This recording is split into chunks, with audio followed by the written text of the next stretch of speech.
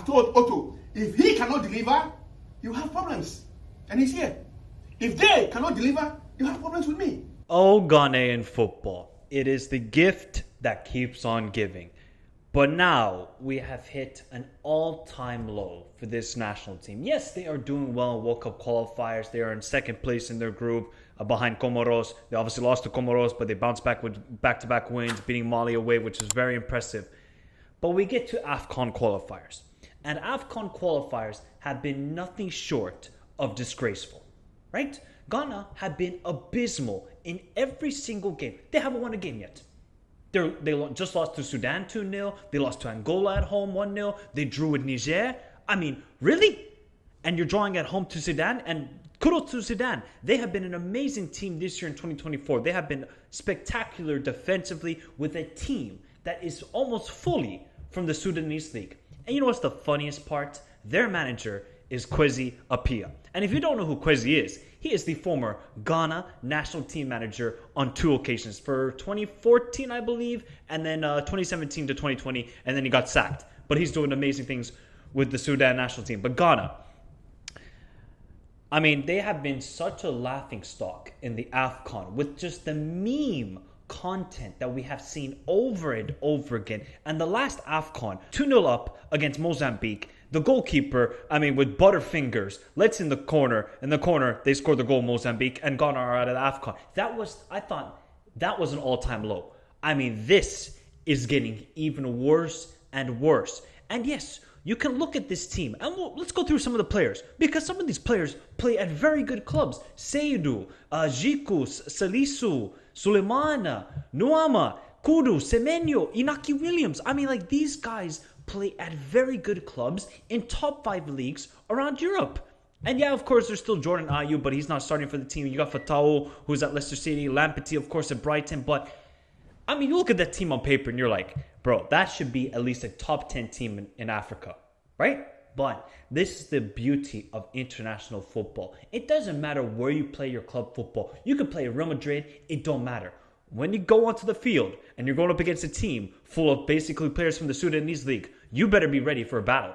And I think over and over again, we see with this Ghana national team, there's just no mentality. There's no character with this side. Remember the 2006 team? They were spectacular. Asamoah Gyan, John Mensah, Michael Essien, Suli Montari, you name it, Stefan Appiah. They had character. They played with their heart. And they had a sort of identity towards them.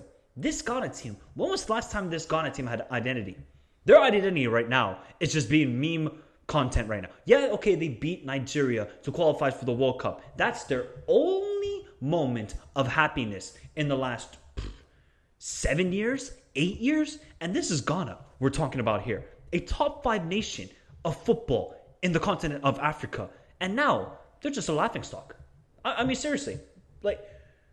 How are we going to go from moment after moment of embarrassment after AFCON and not even qualify? I can understand if the AFCON was 16 teams like it used to be, but since they had expanded to 2014, come on, man. You have to qualify.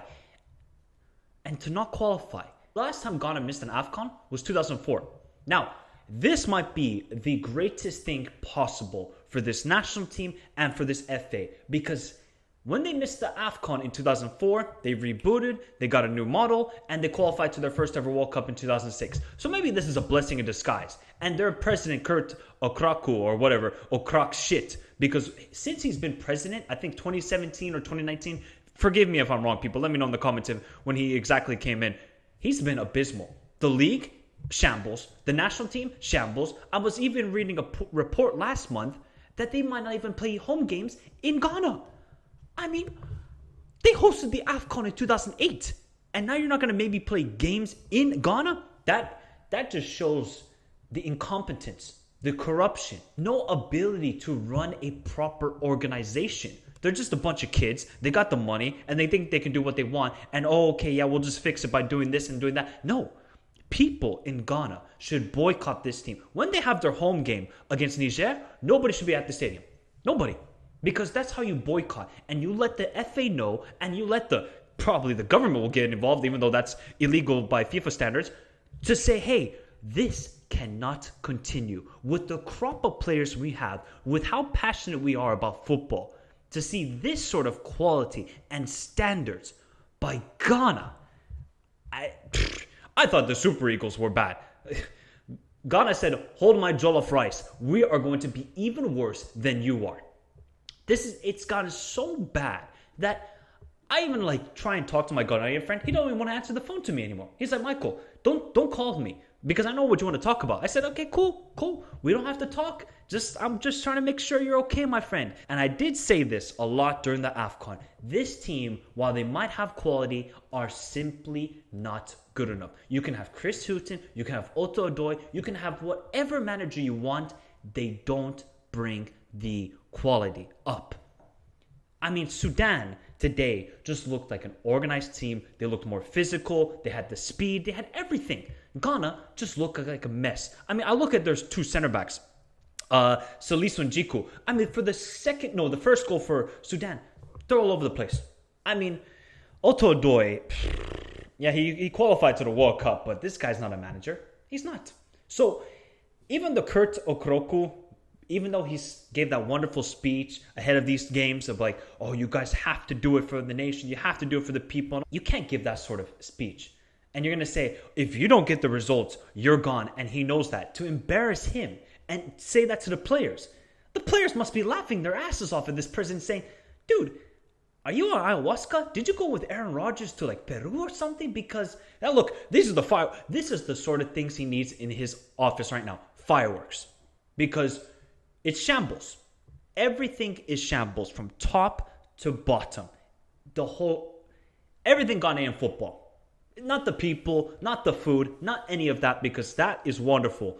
But the football is so diabolical that if you're Ghanaian, don't even anticipate for the next games. The AFCON qualifiers, they're done. I mean, they're not going to qualify. Sudan would have to have an ultimate meltdown to not qualify for the AFCON. And Ghana are actually, forever since I've been alive, obviously except for the one AFCON in 2004, Ghana had been always qualifying, and not even just qualifying, making it to the semifinals. Okay, obviously in the last two editions have been a little bit more of embarrassment, but I remember when they made it to that final, and that final where they lost to Ivory Coast on penalties, I was like, oh my God, I thought it couldn't get worse than this. And they are just having embarrassing moment after embarrassing moment, but these players need to step up. But one thing I have to say with Otto Addoy is, why on earth you have Kudus, who's one of the best players out wide in the number 10 role?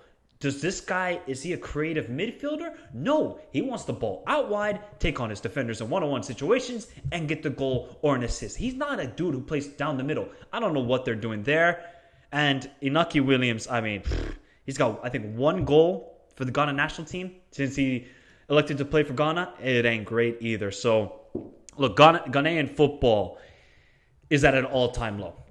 And I think this, though, not qualifying to the AFCON might be the best thing possible. Because clearly, change needs to happen. If change doesn't happen, wave goodbye to a World Cup. You ain't going to qualify. Give it to Comoros. Comoros deserve it. Not Ghana. What is Ghana going to do at the World Cup? Miss another penalty against Uruguay. That's all they will do. I hope for my Ghanaians, you guys are okay. Vent your frustration in the comments down below. I really, really want to hear your thoughts because this is just getting sad and sad and sad. And Nigerians, they're laughing their asses off right now. But missing an AFCON with 24 teams. I mean, forget about it. Forget about it, people. Let me know your thoughts in the comments down below. Hit the like button. Subscribe to the channel if you're new around here. Don't worry, people. The studio will be much better quality very, very soon. Just moved into a new apartment, so give me some time. But have a beautiful day. Stay safe in this crazy world. And Ghanaians, oh boy, it couldn't get any worse. Adios.